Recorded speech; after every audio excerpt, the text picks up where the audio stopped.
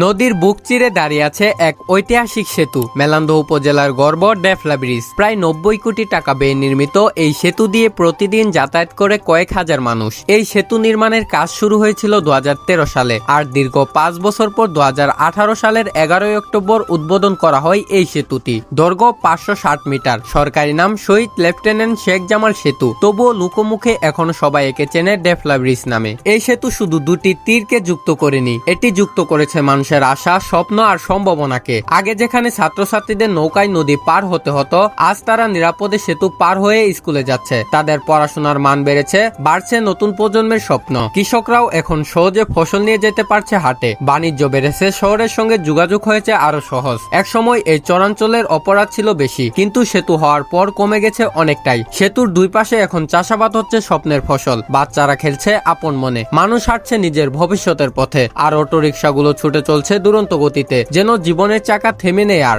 ডেফলা bridge বদলে দিয়েছে চরাঞ্চলের মানুষের জীবন। একটি সেতু নয়, এটি যেন গ্রামের উন্নয়নের প্রতীক। ভিডিওটি যদি ভালো লাগে তাহলে লাইক, কমেন্ট, শেয়ার করতে পারেন।